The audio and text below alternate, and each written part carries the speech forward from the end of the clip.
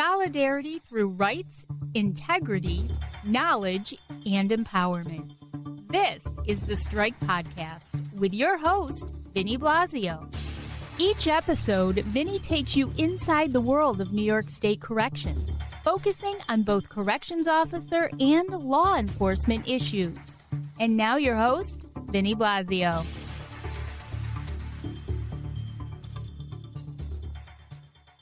Hey, good morning, everyone. This is Vinny Blasio, your host of the Strike Podcast. So we'll get right into it this morning. So we have a special guest. We're going to be having David Washburn, who wrote the letter that I read at the last podcast. So that will have a special guest for him. But right now, I just wanted to read you a letter that was done by Nicole Falkiewicz, who spoke at the rally last month for those that were at Sunset Bay for the Family Day there.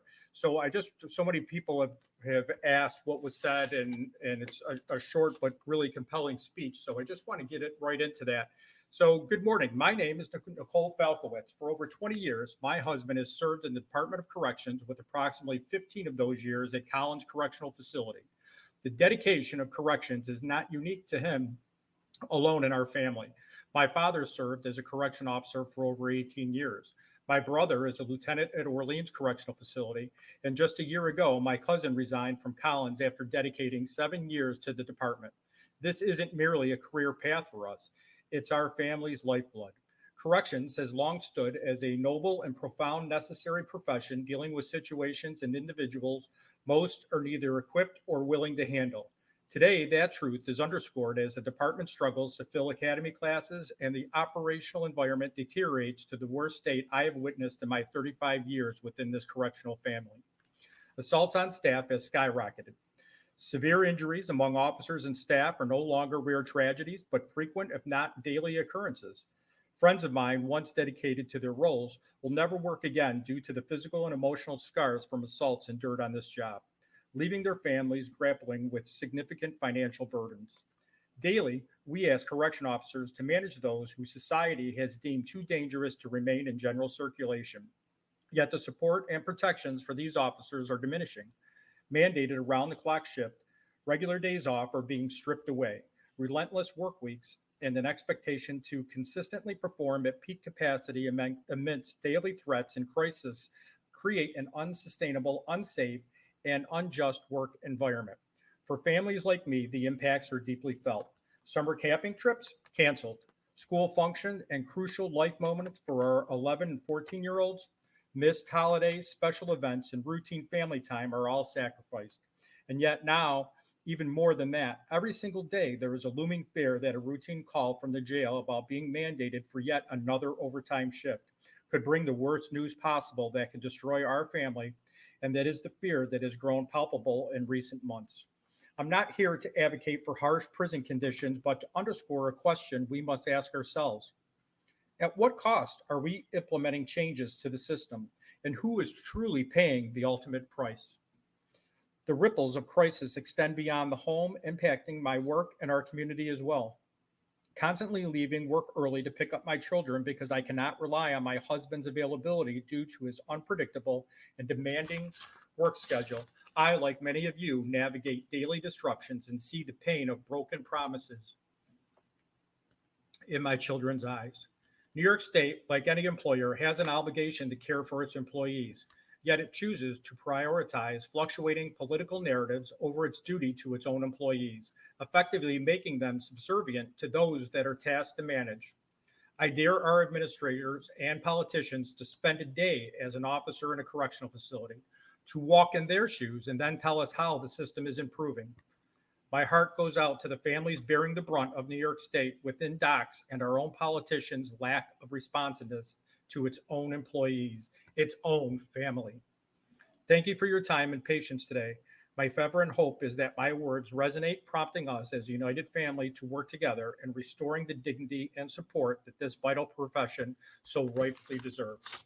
And Nicole, I applaud you for what you said then, and I applaud you for allowing me to read the letter once again. I think that those words are profound and will have a deeply impact, and hopefully it brings type of response that is needed from the politicians and governor of New York State to hopefully bring about some change.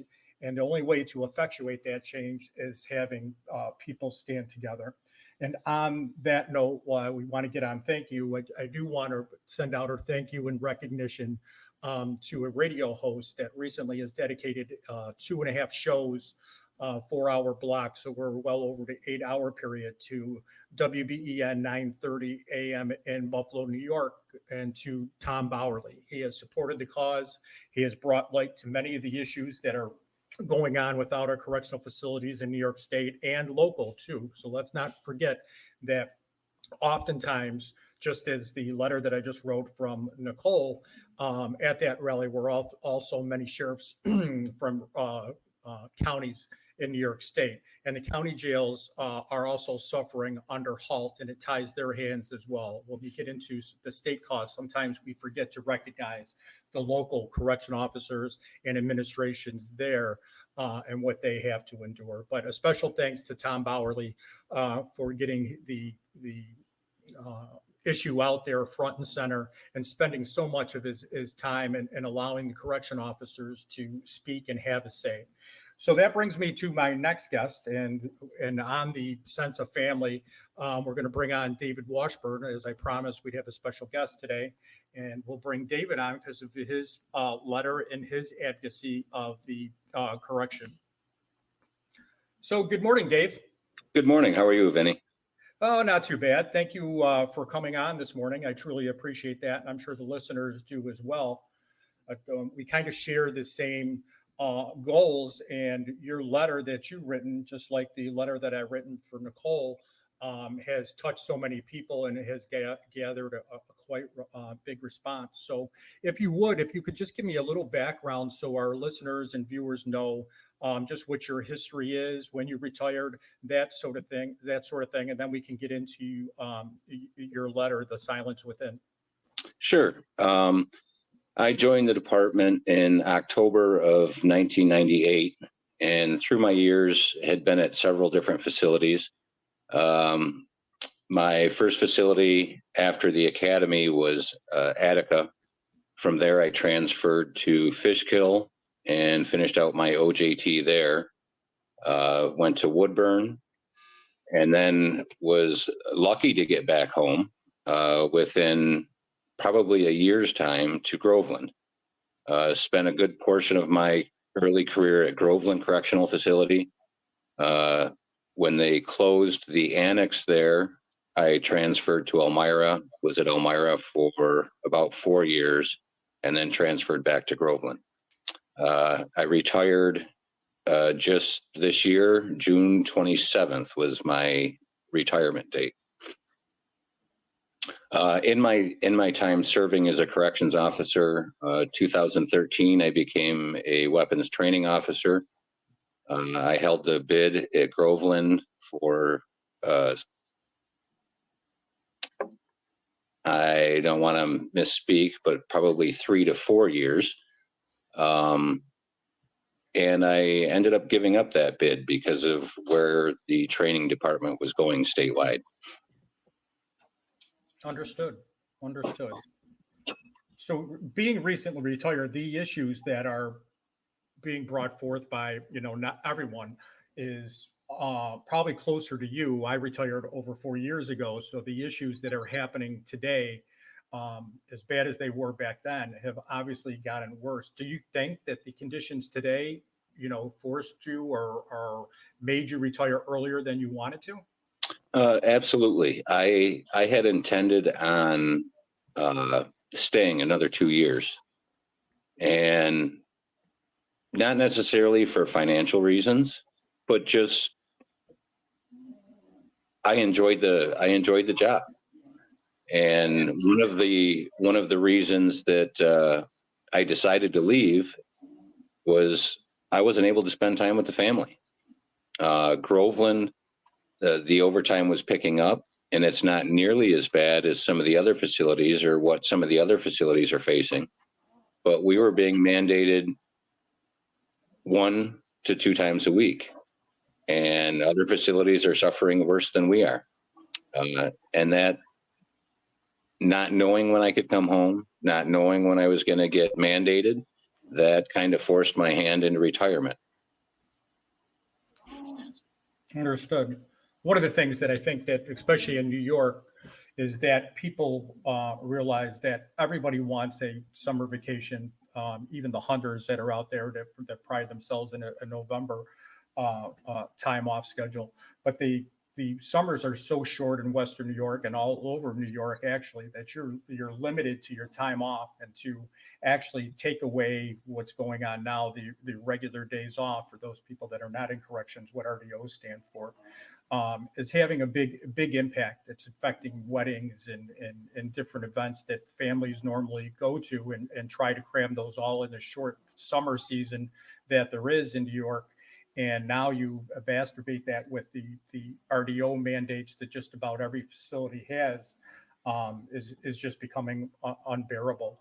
The letter that you wrote, though, did touch on some of those things. If you could just go into a little detail and why you wrote that letter, and some of the feelings and emotions, and what caused you to author that. So one of the reasons I wrote the letter, throughout my career in corrections, I've often said things the department doesn't like. One, I have always tried to stand up for the little guy. Vinny, I'm sure you know, throughout your career in corrections, we as corrections officers can be a different breed. Sometimes we pick on our own, we harass our own. I've always kind of been the guy to stand up for the little guy. And for me, one of the reasons I wrote this letter is because now the little guy are all of my friends that are still behind the gates, still behind those walls. They don't have a voice. It's time to speak out. Being retired, I have that opportunity, and let people know what is going on in the department. Well, one of the biggest issues that has come out there, and it was brought up on actually WBEN Buffalo radio station, is that and you touched on it in your letter, is that the docs discipline and the way that they handle their staff is obviously antiquated in its ways, but one of the things that they want to do is keep everything in house. And obviously a lot of the employees that were reaching out, couldn't say certain things and didn't want to say certain things for the fear of being disciplined. And that's kind of where your letter hit home. And I know you touched on that in one of the very first, and probably why you gave it the title that you did, The Silence Within, is because docs doesn't want the narrative out there. They don't want the truth to be told of how the employees are treated. Obviously, for security concerns, we understand why they wouldn't want some of the internal operational needs discussed, but that shouldn't prohibit an employee from having a First Amendment right to speak how they truly feel, and they're really stifled. But your letter, you kind of touched on that. So what are your feelings about the employees not being able to say how they feel, and basically suppressing their feelings and keeping that all in?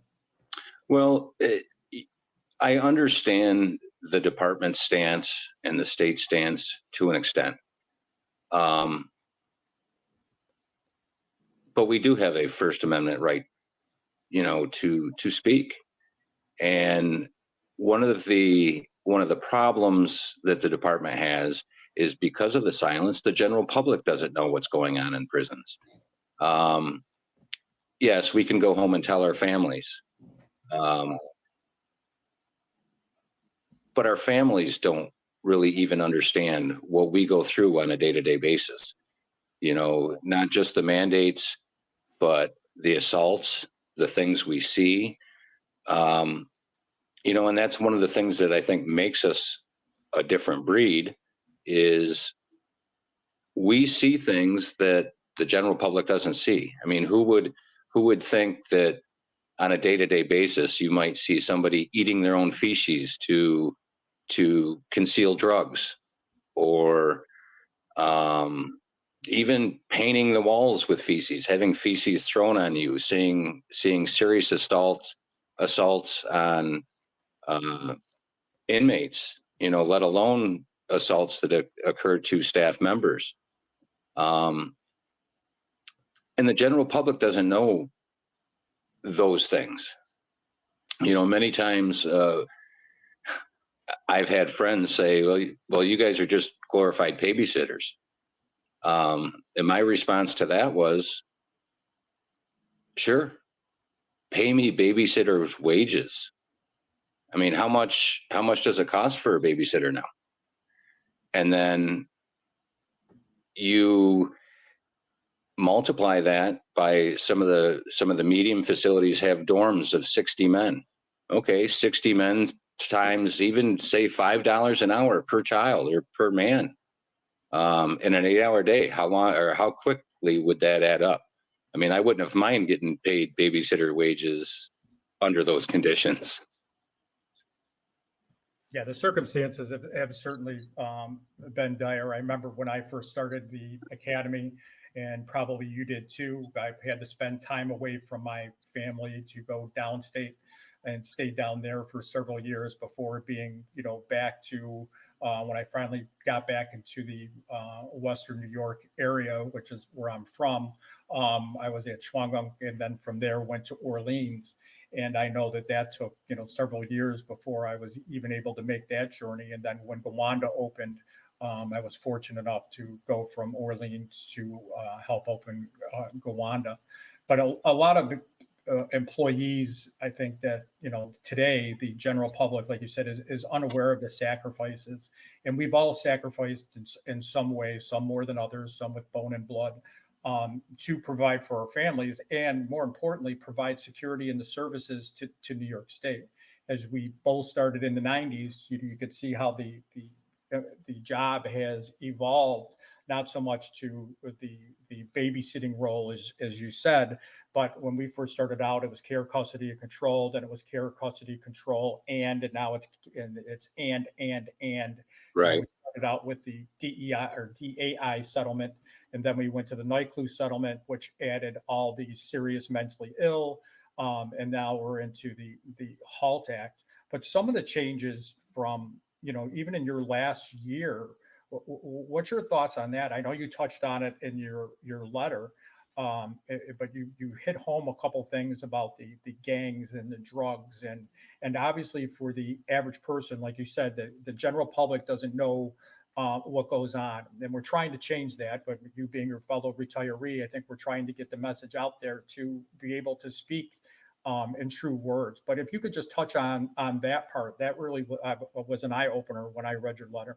Well, with the implementation of HALT, and I know you have mentioned before on some of your podcast that 15 days, 15 days is the maximum, and then they are transferred to an RRU, or residential rehabilitation unit.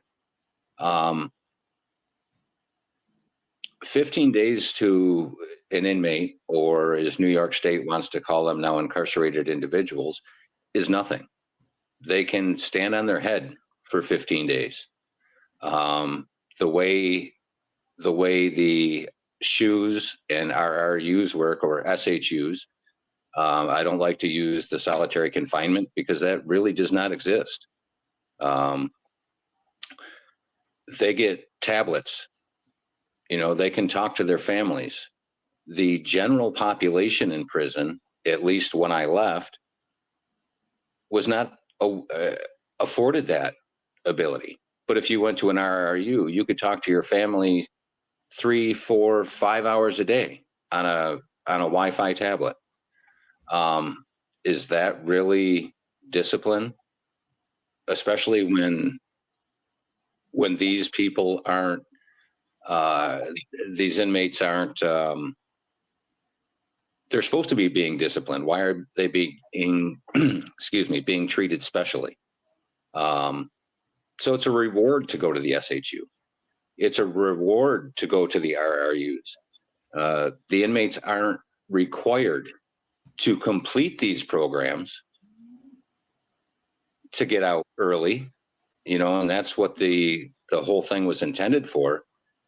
But they just sit there, and now it's a revolving door. They go from one facility to another. You might have inmates at Attica that can't follow the rules. They go to the SHU, get transferred to an RRU, and then go to a medium facility because they finished their RRU time. Well, they couldn't follow the rules in a max. Why now are they going to a medium?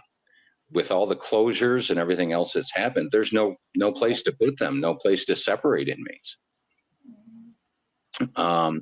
Another thing that's happening that since HALT is the uptick because of the violence amongst the inmates on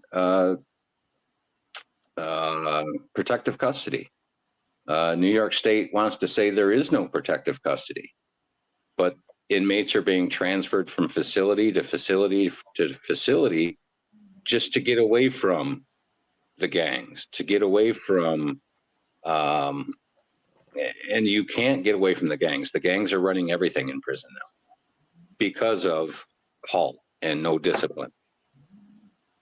And that was one of the things that I appreciated in your letter, was that the certain senators are around saying that they're actually proving that HALT, because of its poor implementation, is the reason why. And we all know that the reason why it's not, the assaults are so high. And we know that that's just a flat out, there's no other way to call it, just a lie. It's not misinformation. It's just a lie. If you take an inmate out of society, they can't behave in society, and then you bring them into a correctional facility and they can't follow the rules and regulations there, and there's no severe penalty or a way to remove them from general population, and they know they're going right back in, that's created the situations that we have today. But the bigger problem is with the HALT Act is that, just like you said, I was speaking to someone the other day and they were talking about a family member that was incarcerated. And they're like, well, why haven't we gotten X, Y, and Z? And they're like, you don't understand, Mom. I have to pay stamps or some type of monetary prison currency to be able to use the shower, to be able to get a letter out, to be able to do this. And the people that created these laws are actually hurting the people that they are supposedly protecting the most. And that is kind of lost. And you kind of touched that on your letter. But the general public doesn't understand. When I did last week's podcast, they're like, well, what do you mean they had to pay for a bar of soap?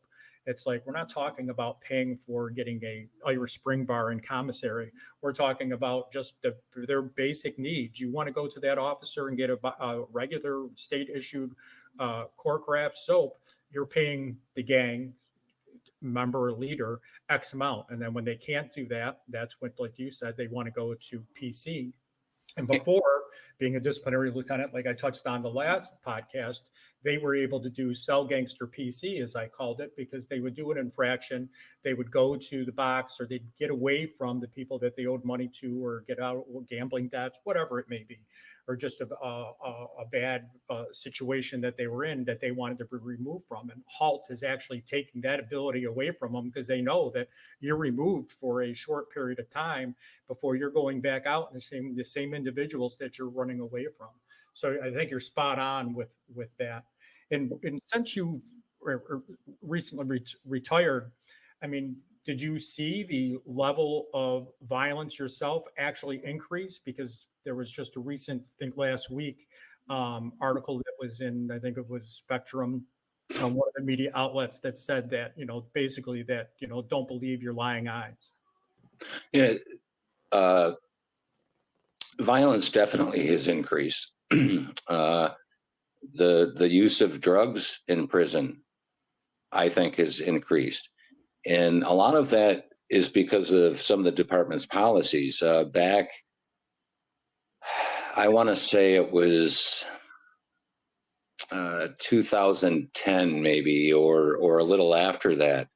One of the things the department did, they changed the inmate disciplinary guide and took away drug offenses, or not drug offenses, but took away if you failed to provide a urine sample, it used to be that it was the same as a guilty drug ticket. Correct. And they took that away. And that's where the drug use seemed like it started to snowball. And when that snowballs, violence starts to snowball and everything else does. But the violence has definitely increased, and the inability to control it. You know, you were mentioning the gangs and the other inmates having to buy a bar of soap or to pay to use the phone, things like that. One of the things that the public doesn't realize, we get blamed. We don't see everything that's going on. Prison is a large place. The state boasts that there's one staff for every 3 inmates, or 3 staff for every inmate, I think is what it is. 3 staff members for every inmate. Well, that's not just 3 officers for every inmate. That is the total number of inmates and the total number of staff in the Department of Corrections. Midnight shift, for example, at Groveland, I believe there's a staff of 28 people on midnights. There are 800 and some inmates at Groveland. So that's not 3 to 1. Right. You know, and that goes, yes, days are loaded with more because there's programs, there's stuff like that. But the staff to inmate ratio is a numbers game, you know, as far as the state goes. So we don't see everything that's going on. We can't control everything that's going on. And then when they implement HALT and take away a lot of that discipline, there's no repercussions for that bad behavior. So even if we write them up, even if we do catch something, there's no consequences for that action. And that's why violence has increased, drug use has increased. The state started the MAT program where we give drugs to inmates and they don't even have to have a drug problem. You know, so there's lots of things that are going on there. PREA is, and I don't think anybody should be raped in prison, but the Prison Rape Elimination Act, when that was enacted, was to help prevent prison rapes. But the gay community in prison, the transgender community in prison, use that to their advantage to smuggle drugs, to do all sorts of things. So it's difficult to even understand as general public what happens in the prisons, and it's just gotten really bad. Yes, no, I don't think anyone's going to argue your point on that. And we can all point our fingers to the leading causes. And one of the problems, obviously, you brought up the staffing issue, is the recruitment and retention. And we touched on a little bit earlier about how both you and I have both decided that we were going to leave earlier. We would still be, or at least extended our careers. And there is no more retention in the department. If you look at, and I'm sure the numbers will justify that, the people are running from the door once they're able to hit their 25, or if they have military time and able to buy back even shorter. But the big cause to this is, you know, I know the union was big on it. It still is. And the department's big on the regional hiring, which I'm not opposed to. The reason I was opposed to it was years ago, as I've said, they discussed regional hiring, but had the female problem at Albion at the time, but along came with the regional hiring was regional resource. But the thing I think that both parties are missing right now, and docs just thinks that it's going to be a cure-all, is if the conditions in prison do not change, you can do all the recruitment that you want. Obviously, the less time you have in the department, the easier it is to leave. So you have all these brand new recruits saying that, okay, I'll sign up for it. I can go to facility X, which is right in my hometown. We don't have to go away like you and I did. And I can go right to the facility that I always wanted to work at. That's great. But if the working conditions are so bad that they don't stick it out in a year's time, usually less, that they're out the door and you lose 80% of your staff. We all know that, from the academy, it was a high, as soon as they did their first tour of the jail, was your high amount of dropouts. And now you're going to take these same people that are, even if they make it to after a tour of the facility, now once they've actually got mandated and have no family life, you think these new individuals are going to stick it out? There's newer individuals that aren't sticking it out now. There's actually people with 15, and there's a gentleman that I worked with who left with 17 years on the job for greener pastures. I won't necessarily say greener pastures, but the department isn't helping keep people. In some ways, the union is doing the best they can. But even to an extent, the union is silenced. I mean, there's certain rules that the union can't come out and talk about some of the policies, because they are still working.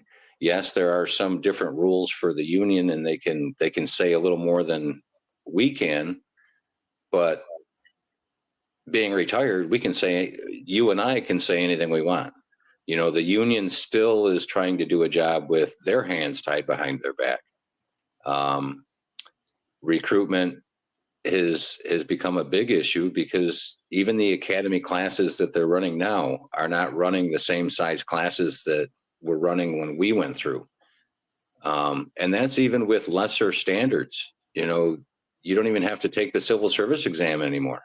All you have to do is sign up and you can get offered the job. Yes, you still go through the background check. You still go through some of that, but it's not the same standards that you and I had when we entered the department.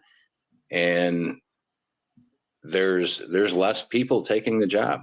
One of the reasons there's less is because of the conditions that you might have to work under. Who wants to be assaulted? Who wants to be? And it's always been one of those dangerous jobs. But it was never the way it is now. Agreed. One of the biggest things, I think, and Nicole touched on it in her letter, you touched on it in the opening of your letter, is that you cannot put a financial dollar amount on time with family. And so many families, even before the conditions were always had a high divorce rate and family issues because you were working tours and shifts and you were going to miss certain holidays and what have you. But now the conditions that docs, and I blame docs for this specifically, and use this mantra many a times, you cannot have the same people that cause the problem solve the problems, especially because they're just so embedded in the cronyism and the way that the administration is brought. They're not going to change their thinking to be a forward-thinking agency. But the issue of family has hit home. I mean, if you have a son or daughter and you have families that are just starting out, it's horrendous that you're missing all this time with your family and especially your children. You cannot make that time up. And New York State doesn't seem to care. The governor hasn't answered. The department just keeps putting out more policies and letting some of them just, not only does it go against the contract, it just goes against a moral value and moral compass that you're just going to keep taking from the employees. If things are that bad, and I've said this 1,000 times, you cannot have a situation for 2 years and call it an emergency situation anymore. It's not an emergency anymore. You've known these conditions. You've done nothing to address it. And now you want to call it emergency. If it's emergency so bad, then lock the place down. Let nothing go on. And go ahead, Dave. I'm sorry. One of the things that you had touched on with the time with the family, that was one of the benefits that we had when we started, with the swapping, and we could work a voluntary, swap a shift with somebody and get more time off by doing that. But what the department is doing now is they're sticking people on their swap off days, so some facilities are doing that. So they're not just taking your RDOs, but if the manpower is bad enough, they're sticking you on an off shift on your swap off days. So you might work 7 to 3 and you might be off that shift on your swap, but they mandate you for 3 to 11. So even your days off or days that you plan to have off for a swap, you can't even have anymore. No, and that's a big issue. And time off was always a big issue, as far as, you're right, a benefit that, the last letter that I read in the last podcast, the gentleman wrote exactly that, why he chose to go. He was offered corrections and a police officer job with the town or the city at this exact same time. And because of his neighbor, who was an officer, he always seemed that they were able to swap off and they were able to have family time.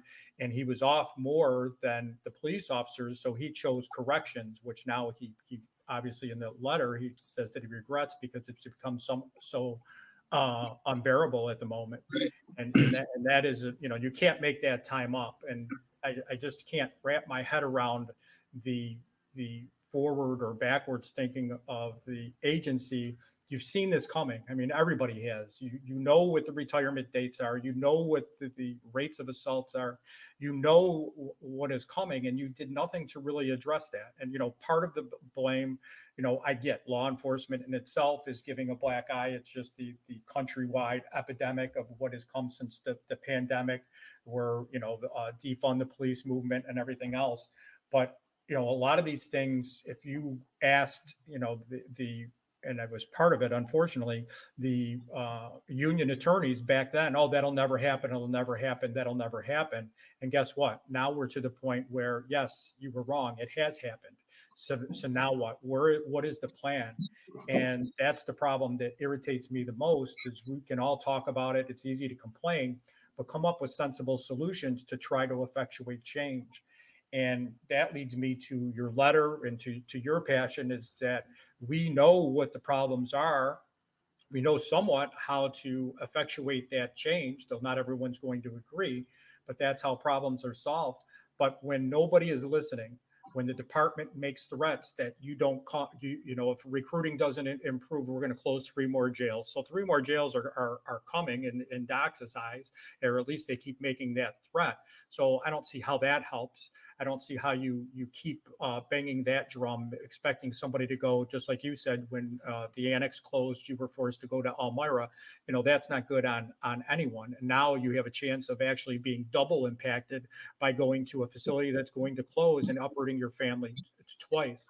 But the problem is that I think the employees that are currently working, they don't feel like you said in your letter, they don't have a voice, the silence within. They don't have anybody that's out there advocating for them, where anybody's listening. Not saying that people aren't doing it, because that there certainly are many people that are doing it. The union and different representatives are out there almost daily and trying to make awareness of it. But if nobody's listening from DOCCS, and nobody's listening from the governor's office, and nobody's listening from the governor's office of employee relations, that can't give you the kind of courtesy of even a response that say that, hey, we're looking into this. I mean, what do you do at that point, Dave? Right. And the other side of that is when we look at what the politicians are saying. We had Julia Salazar that visited Attica and Wendy, and we as staff get blamed for those halt policies not working, or we're not running it the way it's supposed to be run or intended to be run. Well, I would challenge Ms. Salazar to come work an SHU, to come work an RRU, and see what actually happens there. she sponsored the bill. She sponsored that law. I would like to see her put her feet where her law is. She needs to. We get blamed for things that are impossible to work because they have never done it. There's people, as well as I do, that are in the department that make some of these policies. They don't work in the facility. They just make the policy. And some of the policies don't work. The employees do everything possible to make some of those policies work the best that they possibly can.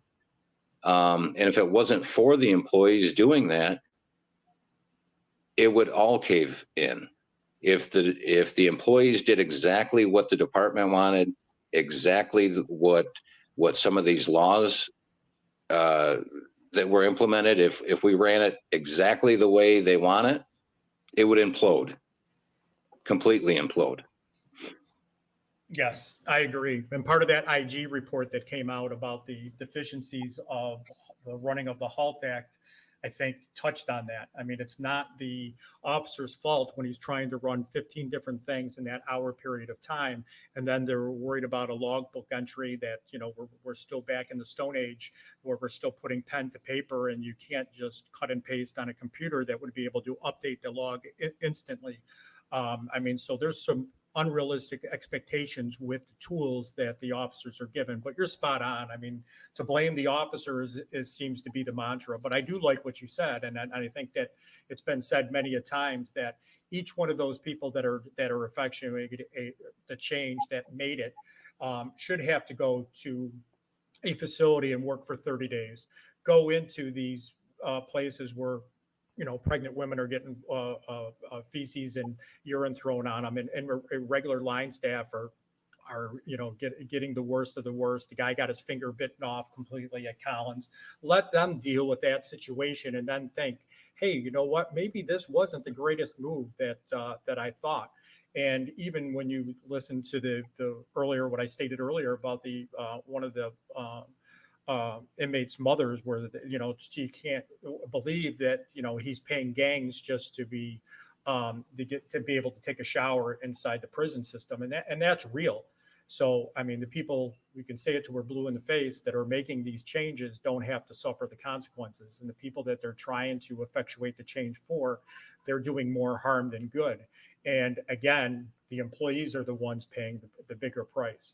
The employees didn't sign up to go to a life in prison without seeing their families. They're not the ones that have been sentenced by a jury of their peers, but yet they're the ones that are paying the ultimate price. And it just disgusts me, the way that the politicians in this department is going. And to hear the silence coming out of the second floor, out of the governor's office, when these things have been brought to her attention over and over and over and over again, and you hear crickets.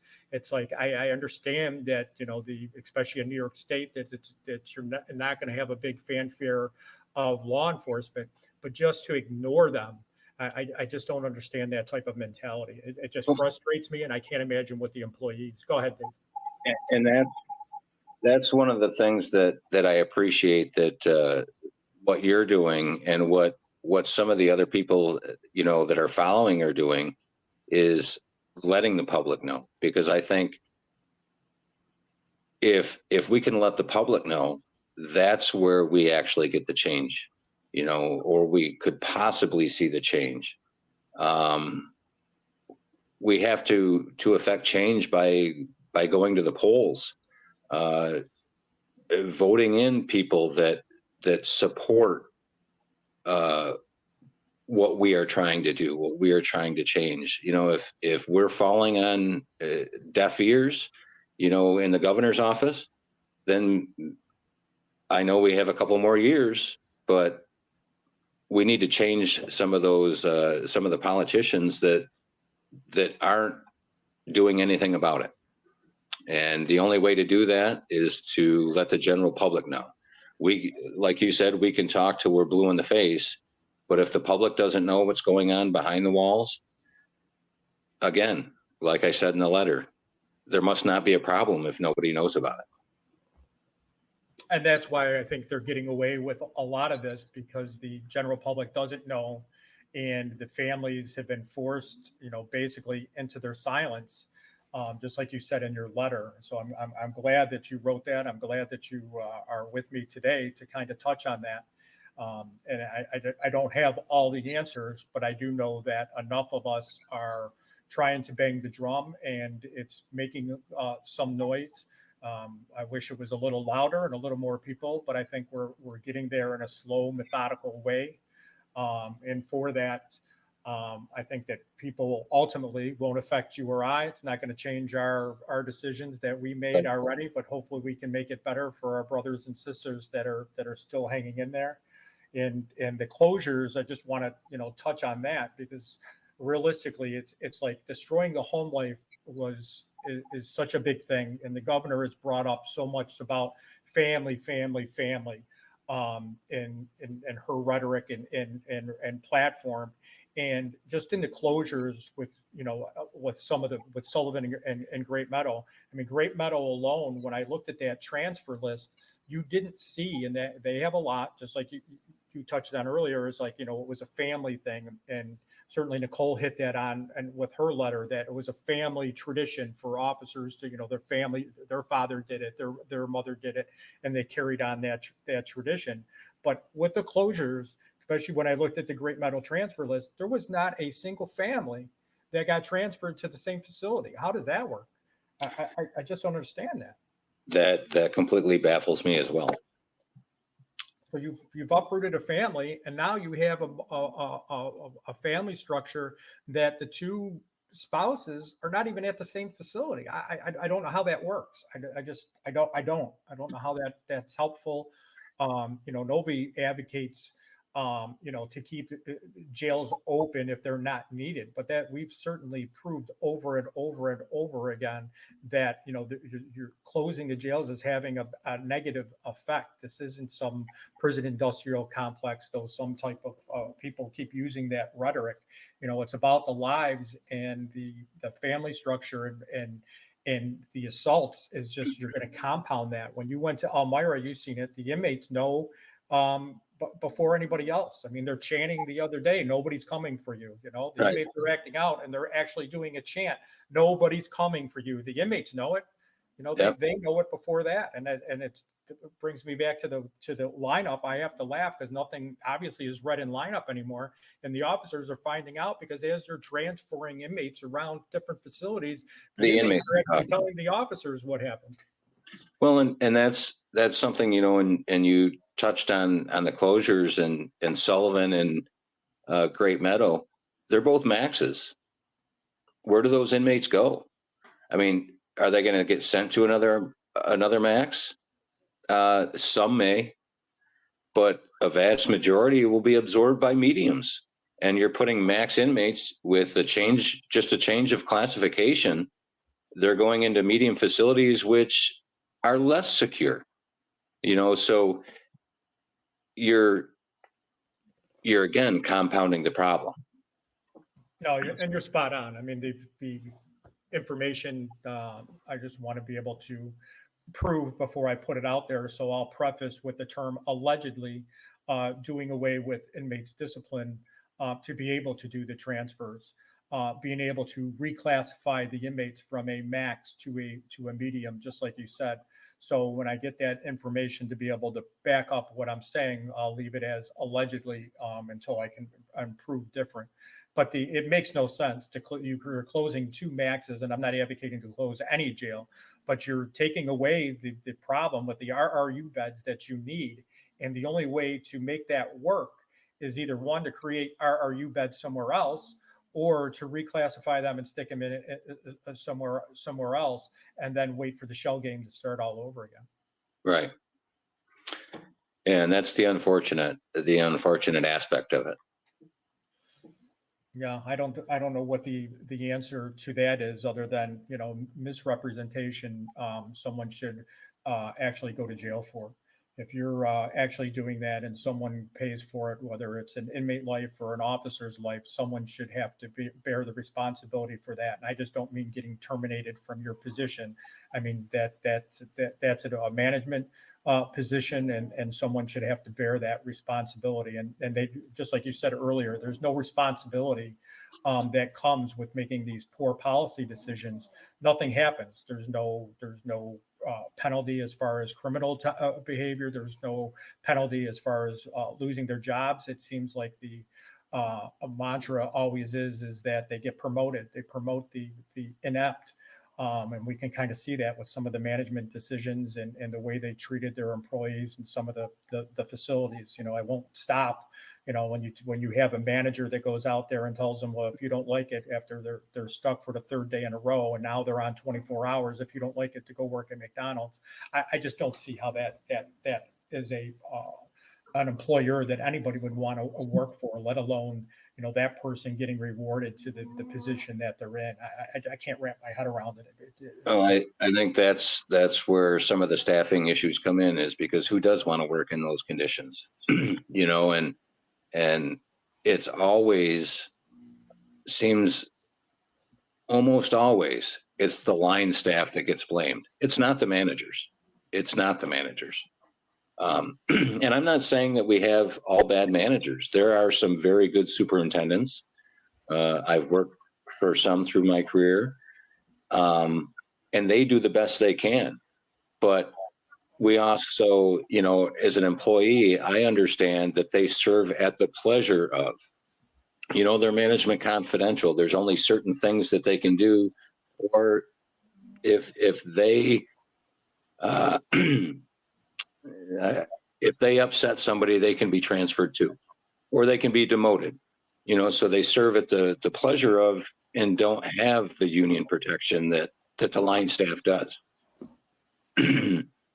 Well, they seem to be, at least certain portions of them. I mean, obviously not all, like you said. There's very many, probably more than not, that are actually trying to do a good job, and they do not believe that the way the department is, because I hear from them privately. Obviously, I'm not going to put their names and their positions out there, but they know that their hands are tied, and they don't believe in the department the way that it is. They don't believe in the recent policies.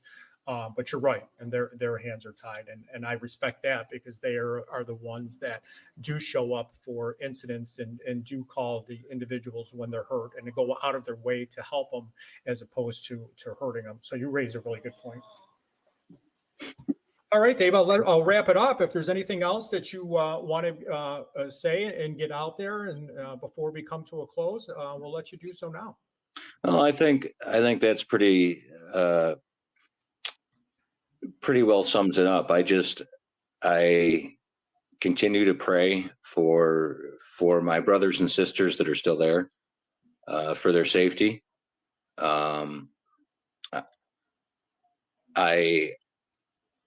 I hope that people share this, share what we're doing, share our posts, because we left people behind, and that's how I feel. And there's not much I can do about it now, because I retired, other than being a voice for those that can't speak. And we certainly appreciate that. I'm sure that the people that are still working, even those that don't know, after the letter that I read last week, there's been a lot of private messages. So there's a lot of people that believe in what you're doing and what you're saying. So keep up the good work. And I appreciate you more than you know, and having a fellow retiree trying to help me guide through the conditions. And we're not working it anymore, but as you said, we certainly want to protect those, and with God's grace, be able to guide them through the worst conditions possible, so that they're able to get through it. Well, thank you for doing what you're doing as well, Vinny. This podcast is I think, a wonderful thing, and hopefully it will catch on, and more people, more and more, will follow and see what's going on within the walls. So I appreciate everything you're doing. Thank you, Dave. Much appreciated. All right. Remember, we'll talk again soon, and hopefully we can get you on for another episode. Sounds good. Thank you very much, Vinny. Right, thank you. Bye. All right, everyone. That was Dave Washburn. So kudos to him for his help and his letter and raising awareness and giving his experience and insight. That's much appreciated.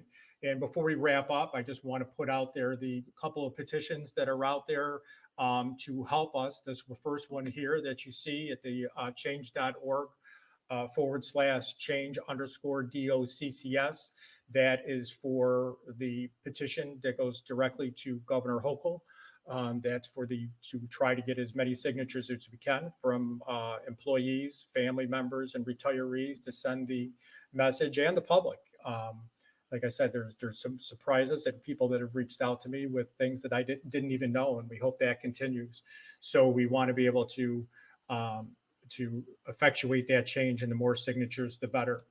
And the last one is for those that haven't seen the other petition that was going around that was circulated. That is asking for the no confidence vote or removal from the DOCCS commissioner. I'll put that up there. That's also in change.org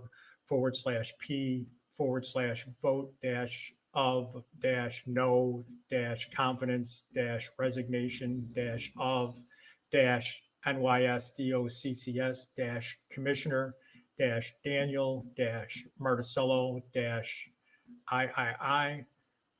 So that petition is up as well. And for those that are seeing it on the visual, it's at the bottom of the screen.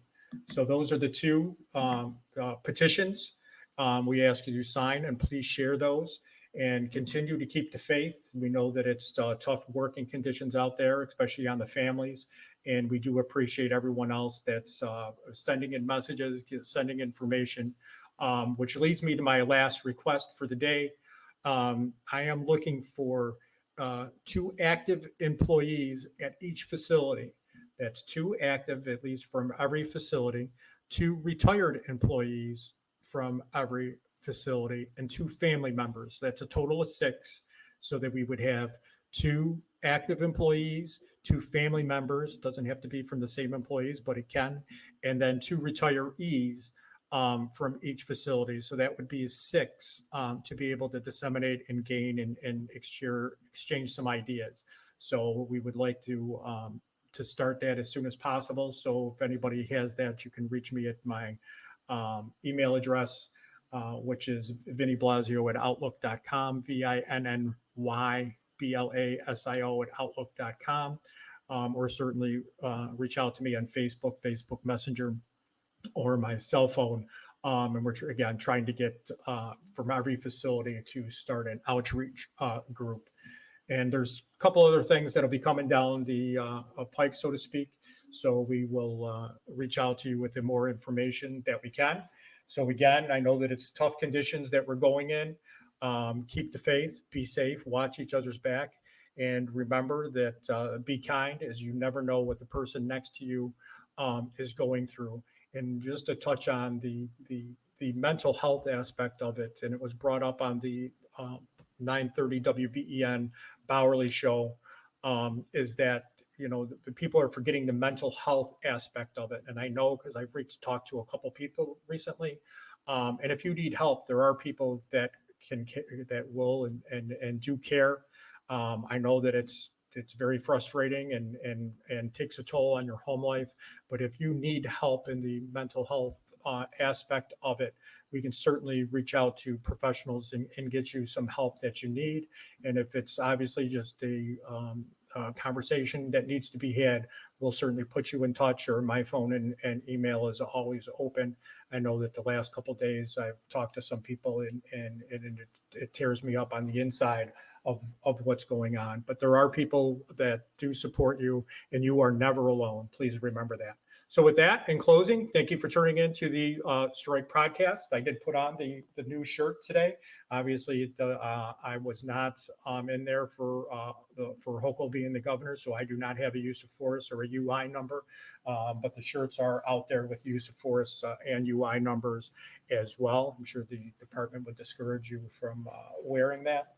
But the shirts are available. We do not sell any merchandise. Everything is on donation only. And that donation is obviously to help the correction officers. And that's at the GoFundMe page that you see at the bottom of the screen for the New York State Solidarity Strike Fund. And that is through GoFundMe. So the shirts are a donation. If anybody wants that, please get in touch with me and we'll look forward to getting those out to you. Again, thank you everyone for tuning in to the Strike Podcast. This is Vinny Blasio saying goodbye.